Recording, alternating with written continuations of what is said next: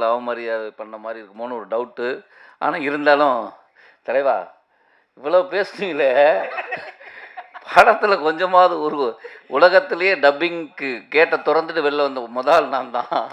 உள்ளே போயிட்டு டப்பிங் இருக்குது எனக்கா ஆமாம் அப்படின்னா உள்ளே டப்பிங் போனால் முடிஞ்சு போகலாம் அப்படின்ட்டாங்க. அப்படி வந்தால் ஃபஸ்ட் ஆள்னா ஆக்சுவலாக கடைசி பேசவே கூடாதுங்க. எங்கள் ப்ரொடியூசர் சொன்னார், ஏதாவது வைரலாக ஒரு விஷயம் பேசுங்க. சரி என்ன நம்ம வந்து நம்ம லைஃப்லேயே என்ன நடக்குதோ அதை தான் பேசுகிறோம். என்ன வைரலாக என்ன பேசலான்னா ஒரு ஐடியா ஒன்று பேசிட்டு வந்தாயா வந்து சரத்து நீ படத்தில் காமெடி பண்ணுறேன்னு எனக்கு காமெடி பண்ணிட்டு போயிட்டியே. சரி ஒரு ஐடியா நம்ம படத்தில் தான் பேசலை, இங்கேயும் வந்து இப்படி பார்த்துட்டு போய் உட்காந்துடலாம் என்னன்னு கேட்ட ஏதோ ஒன்று பண்ணலான்னு பார்த்தா உடச்சான். அடுத்து தலைவன் யார் தலைவன் வர ஆள்லாம் வந்து என்ன பேசுறது சொல்லுங்களேன், என்ன பேசுறது, திருப்பி எல்லாரும் பேசுறது நான் திருப்பி பேசணும். இருந்தாலும் நாங்கள் எல்லாரும் இந்த படம் மூலமாக ஒன்றானோங்கிற தாண்டி நாங்கள் பர்சனலாக அங்கங்கே சந்திச்சிருக்கிறோம். நம்ம உங்கள் இது பண்ணி சொல்கிற மாதிரி அந்த மாதிரி இடங்களில் சந்திச்சிருக்கிறோம். ஆனால் அது வந்து நாங்கள் எல்லாம் சேர்ந்து ஒரு படம் பண்ணோம்ல. ஆக்சுவலி கலையும் நானும் வந்து ஒரு வெப் சீரிஸ் பண்ணியிருக்கோம். அது உண்மையிலே ரொம்ப பிரமாதமாக வந்திருக்கு. அதுக்கப்புறம் ஏன்னா நல்ல படங்கள் பண்ணியிருக்கோம், அதே 2 பேரும் சேர்ந்து இப்போ ஒரு படம் பண்ணியிருக்கோம். இந்த படம் எல்லாருக்குமே பியூட்டிஃபுல்லுங்க. எல்லாருக்குமே ரொம்ப முக்கியமான விஷயம். எனக்கு மட்டும்தான் கொஞ்சம் தயக்கம் இருந்தது படம் பண்ணி முடிச்சுட்டு. ஏன்னா படத்தில் எனக்கு டயலாக்கே கிடையாது. அது ரொம்ப கஷ்டமாக இருந்தது அதை பண்ணுறதுக்கு. டைரக்டர் கொடுத்த கான்ஃபிடென்ட்டு நான் கடைசியில் வந்து நான் எனக்கு வேணும்னு சொல்லி நானே டயலாக் அவர்கிட்ட சொன்னேன். அவர் உடனே எழுதி கொடுத்தாரு. எடுத்துருவோம் பார்த்தாரு, எடுக்கவே இல்லை.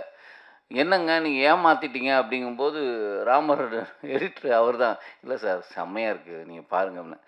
நான் எதுக்கு ராமருக்கு கிளாப் பண்ணேன்னா, இவர் பேசினது வெற்றிமாறன் சார் ஆடியோவில் பேசின போது நான் அவருக்கு பெரிய ஃபேன் ஆகிட்டேன். செம்மையாக பேசினார். அப்போ நான் வந்து சிவனை இவரை கும்பிட்றாரு. அப்போ சிவனடியார் வந்து அவர் வாயிலேருந்து சொல்லிடுச்சு, நீங்கள் எக்ஸ்ட்ரானரியாக இருக்குது நீங்கள் இதில் உங்களுக்கு டப்பிங் உங்களுக்கு டயலாக் இல்லாதது தான் புதுசாக இருக்குது அப்படின்னாரு. அந்த நம்பிக்கையோடு நானும் இருக்கிறேன். ஆக்சுவலாக இது வந்து பியூட்டிஃபுல் ஸ்டோரி. என்னென்னா கணேஷ் சார் வந்து ஒரு 8 வருஷத்துக்கு முன்னாடி ஒரு கதை சொன்னார் எனக்கு. ரொம்ப அற்புதமான கதை. அதுக்கு நாங்கள் ப்ரொடக்ஷன்லாம் பார்த்து ஒன்று இருந்தது. அது ட்ரை பண்ணால் நடக்கலை. ஆனால் நான் அவர்கிட்ட சொன்னேன், நீங்கள் எந்த படம் எடுத்து கூப்பிட்டாலும் நான் கண்டிப்பாக இருப்பேன் அப்படின்னு தான் சொன்னேன். இந்த படம் மூலமாக தான் எனக்கு சசி சார் அறிமுகமானார். நான் இப்போ சொல்கிறேன், சில படங்களை சொல்லியிருப்போம். ஆனால் அவங்க புது தயாரிப்பாளராக இருப்பாங்க, வந்து என்னை அப்படி பார்த்துருப்பாங்க. ஆனால் சினிமாவுக்குள்ளேயே கிட்டத்தட்ட 15-16 வருடமாக சினிமாவில் இருந்து ஒரு தயாரிப்பாளர் சேர்ந்து என் சம்பளத்தை பிரதர் இதுதான் அப்படின்னு சொன்னது அவர் தான். அதே மாதிரி நான் பணம் ஒரு நாள் கூட கேட்டதில்லை. பணத்தை கொடுத்துட்டாரு. கேட்காமலே போனோன்னு அந்த பணம் வந்தது. சரி பணம் வந்துருச்சுன்னா நான் நினச்சேன் அவர் என்னுடைய ஊர், இங்கே பழகினதுக்கப்புறம் தான் தெரியும் அவர் ஏன் ஊருன்னு. சரி நம்ம ஊருக்காரன் நம்ம கரெக்டாக கொடுத்துட்டாருன்னு நினைக்கிறேன். பார்த்தா எல்லாருக்குமே ஃபோன் பண்ணி கூப்பிட்டு கொடுத்தாரு. அது பெரிய விஷயம். இவ்வளோ வருஷமாக சினிமாவில் இருந்து இல்லைப்பா ஒரு படம் பண்ணியிருக்கேன் இன்னும் எனக்கு அது முடியல அப்படிலாம் கருத்து சொல்லாமல், அவங்க டப்பிங்க்கு முன்னாடியே நாங்களாம் சரி டப் பண்ணிவிட்டு வாங்கிக்கணும், டப்பிங்க்கு முன்னாடியே எல்லார் பணமும் செட்டில் பண்ணது. அது உங்களுடைய உள்ளத்துக்காகவே கண்டிப்பாக. நீங்கள் ட்ரெஸ்ஸு மட்டும் வெள்ளை இல்லை, நீங்கள் கம்பெனி வெள்ளை இல்லை, நீங்களே வெள்ளையான மனிதர் தான். கண்டிப்பாக அந்த படம் ஒரு டெஃபினட்டாக ஹிட் அடிக்குங்கிற எனக்கு நம்பிக்கை இருக்குது. அவர் தான் மியூசிக் டைரக்டர். உங்களை நான் வந்து ஆக்சுவலி நான் படம் பார்க்கல, ஆனால் இந்த ட்ரெய்லர் பார்த்த போதே தெரிஞ்சது பியூட்டிஃபுல்லாக இருந்தது. அதே நேரம் வந்து இந்த படத்தோட சாங்கு அஜீஸ் ரொம்ப பிரமாதமாக பண்ணியிருக்காரு. அவருக்கும் என்னுடைய வாழ்த்துக்கள், டைரக்டருக்கு வாழ்த்துக்கள், எல்லாருக்குமே. மாஸ்டர் ரொம்ப நன்றி மாஸ்டர். குரங்கு பொம்மைக்கு அப்புறம் இப்படி ஒரு படம் பிரமாதமாக இருக்குது பாட்டு. சரி நம்மளும் கொஞ்சம் அழகாக தெரிகிறோமே அப்படின்னா உதய்க்கு நன்றி. பியூட்டிஃபுல். அந்த ஒரு நாளில் இவ்வளோ அழகாக சாங் எடுக்க முடியுமான்னு எனக்கு தோணுச்சு. ரொம்ப ஆச்சரியமாக இருந்தது. பியூட்டிஃபுல்லாக பண்ணியிருக்காங்க. மேலே இருக்க எல்லாருக்கும் நன்றி. அதான் நானும் ஏதாவது ஒன்று பேசலாம் அப்படின்னு வந்தால் எல்லாரும் நடந்தது பூரா பேசிட்டா நான் என்ன பேசுகிறது சொல்லுங்கள், கஷ்டம். கடைசியில் நான் வந்து இது நன்றி உரை தான், அதனால் சொல்கிறேன். வேறு யாராவது வந்து நன்றி உரை சொல்லுவாங்க, நான் சொல்கிறேன் எங்கள் கம்பெனியில் இப்படி அற்புதமாக ஒத்துழைப்பு கொடுத்த நடிகர்களுக்கும் டெக்னீஷியனுக்கும். இல்லைண்ணா நானுமே வந்து ஃபஸ்ட்டு படம் வந்து ஓமை கோஸ்ட்னு ஒரு படம் பண்ணார். அதில் யார் நடிக்க வச்சதா தெரியும்ல? ஆமா. சன்னி லியோன் நடிக்க வச்சிருந்தாரு. நான் அதெல்லாம் யோசிச்சு அதை வச்சு எதாவது பேசலாம், அவரோட கண்டென்ட்டுங்கிறேன். அதுக்கு பதில் இந்த படத்தில் யாரும் கூப்பிட்டுருக்காரு தெரியும்ல? யார் சொல்லுங்க? அஜித். ஏன்னா அவர் நடித்த படங்கள் பார்த்தீங்கன்னா 24 கிஸ்ஸஸ், அதுக்கப்புறம் ஸ்வீட்டி நாட்டி கிரேசி, அப்புறம் என்ன ஹாப்பி என்டிங். படம் பேர்லாம் வந்து ஹாப்பி என்டிங் 2வா? ஹாப்பி என்டிங் ஒரு படம் வரப்போகுது. இந்த மாதிரி அதான் அப்போ இந்த படம் என்ன சார், ஃபர்ஸ்ட் படம் அப்படி ஒரு ஜானர், செகண்ட் படம் இப்படி ஒரு ஜானர்னு யோசிச்சா அதை பேலன்ஸ் பண்ணுறதுக்காக தான் ஆதித்தை கூப்பிட்டு நடிக்க வச்சிருக்காரு.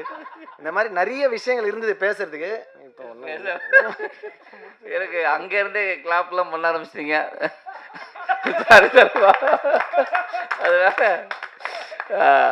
ஆனால் அவங்கெல்லாம் சொன்னபடி நம்ம படங்கள் கொஞ்சம் நல்ல படமாக இருக்குங்கிறது 100% சொல்கிறேன். டெஃபினட்டாக இது ஒரு நல்ல திரைக்கதையாக இருக்கும், நல்ல ஒரு படமாக இருக்கும். உங்களை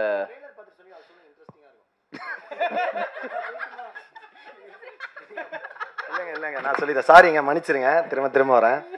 என்னன்னா படம் முடிச்சிட்டெல்லாம் முடிஞ்சு எல்லாருக்குமே வந்து ஒரு எப்பவுமே ஒரு படம் முடிச்சிட்டா இருக்கும்ல, ஒரு படம் கதை கேட்கும்போது நமக்கு ஒரு ஃபீலிங் இருக்கும், படம் எடுக்கும்போது ஒரு ஃபீலிங் வரும், நல்லா வருமா வராதுன்னு. படம் முடிஞ்ச உடனே ஒரு ஃபீலிங் வரும். இது இயல்பாக எல்லாருக்கும் இருக்க ஒரு பயம்தான். கடைசியாக ப்ரெசன்ட் மீடியா மக்கள் பார்த்து இது நல்லா இருக்குன்னு சொல்லி கொண்டாடினா தான் வெற்றி. அப்படி இல்லைன்னா அது நம்ம சொல்லிக்கிறது கிடையாது. நம்ம எல்லாருக்குமே எல்லாமே பிடிச்சி தான் பண்ணுறது, பிடிக்காம பண்ணுறது இல்லை. இந்த படம் முடிச்சுட்டோம். நேற்று ப்ரொமோஷன்லாம் பண்ணிட்டு இருக்கோம். வந்து அவங்க சொன்ன மாதிரி ஒரு இப்போ ப்ரெஸ் மீட் ஸ்டேஜில் இந்த மாதிரி தான் எல்லா ப்ரொமோஷனுமே இருக்குது. ஒரே ஸ்டோப்பால், அது சோப்பா 2 தான் போடுறாங்க, ஒரு 15 பேர் உட்காந்து ஒரே டார்ச்சராக வந்து ஒன்று பண்ணுறாங்க. கால் மேலே யாராவது பார்த்து தயவு செஞ்சு இந்த படம் ப்ரொமோஷன் பார்த்து இவனடா திமுறா கால் மேலே கால் போடுவோம் தயவு செஞ்சு தப்பாக நினச்சிக்காதீங்க. உண்மையாக இடம் இல்லாமல் முடியாமல் உட்காந்து பக்கத்தில் உங்கள் கால் இடிச்சிடக்கூடாதுன்னு உட்காந்து தான். அப்படி இருக்கும்போது இவர் ட்ரெய்லர் நேற்று என்னங்க அப்படின்னு இவர் வந்து ஒரு ஜென்சி கிட் மாதிரியே பிஹேவ் பண்ணிருக்காரு எங்கள் டைரக்டர்.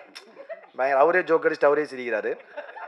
அதுக்கப்புறம் வந்து பயங்கரமாக ஒருத்தர் நடிக்க கதை ஒரு டைரக்டர் ஒரு டைரக்டர் வந்து ஒர்க் பண்ணதை சொல்லுவாங்க. அது எல்லாமே இயல்பாக ஒரு மேடை கிடைக்கும் போது எல்லாமே ஓப்பனாக அவங்களோட எக்ஸ்பீரியன்ஸை ஷேர் பண்ணுறது கண்டிப்பாக நம்ம எல்லாருமே புரிஞ்சுக்கிற ஒரு விஷயம் தான் அது வந்து கண்டிப்பாக. ஏன்னா எல்லாருக்கும் அந்த மேடை எவ்வளோ ஈஸியாக கிடச்சிறது இல்லை.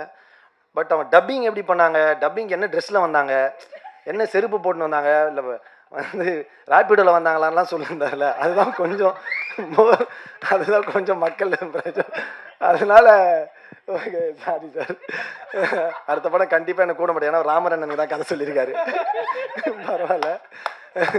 என்னன்னா இந்த படம் ட்ரெய்லர் நேற்று காட்டணுன்னாரு. நானும் இவரு உட்காந்து பேசியிருந்தோம். என்னண்ணா படம் அண்ணன் வேறு பழைய ஜோக்கா அடிக்கிறாரு, படம் எப்படி வந்திருக்குன்னு தெரியலையே. என்ன வேறு கூப்பிட்டாரு, 10 நாள் டேட்டுனாரு, ஒரு 6 நாள்லேயே முடிஞ்சிச்சு கிளம்புங்கன்ட்டாரு. நான் வேறு பல பிளான் வச்சுருந்தேன். என்னென்ன புரியலன்னு அந்த படம் எப்படிண்ணா அப்படின்னா, அதே டவுட் தான்டா எனக்கு அப்படின்னாரு. அதே டவுட் தான்டா எனக்கும், கொஞ்சம் லேட்டாகவே ரிலீஸ் ஆகுது அப்படின்னாரா. உடனே சரி ட்ரெய்லரை போடணும்னு எல்லாம் ப்ரிப்பேர் ஆகி ட்ரெய்லர்லாம் உட்காந்துருந்தோம். இவன் ஒரு 5 தடவை அதுக்கு ஏற்ற மாதிரி எப்போவுமே ஒரு சேட்டப் பண்ணுறேன்னு டார்ச்சர் பண்ணுவான் இந்த த்ரிகன்னு.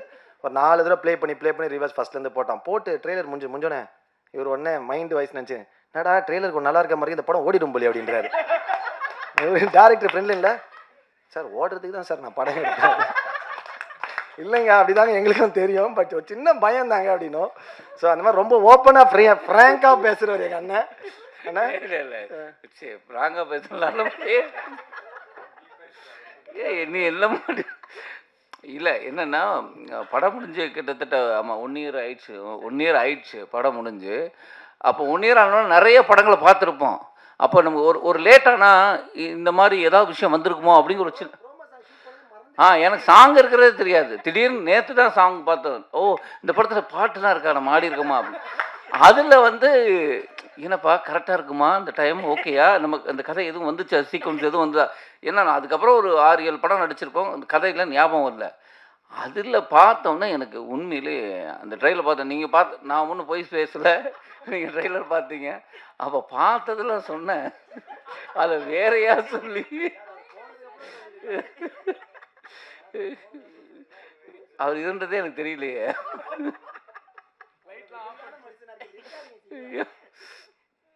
ஆனால் டெஃபினட்டாக இது ஒரு புதிய முயற்சி, ரொம்ப இன்ட்ரெஸ்டிங்காக இருக்கும்.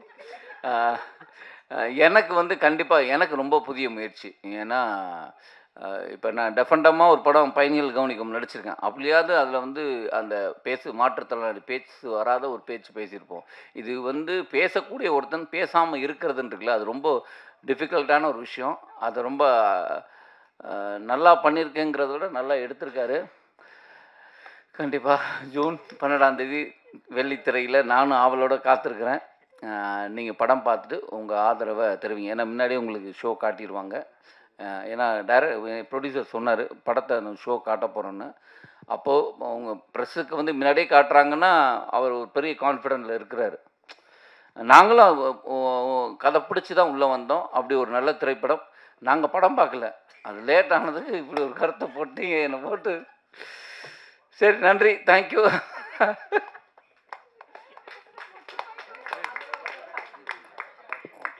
அடுத்தபடியாக படக்குழுவினரிடம் ஏதாவது கேள்விகள் இருந்தால் கேட்கலாம்.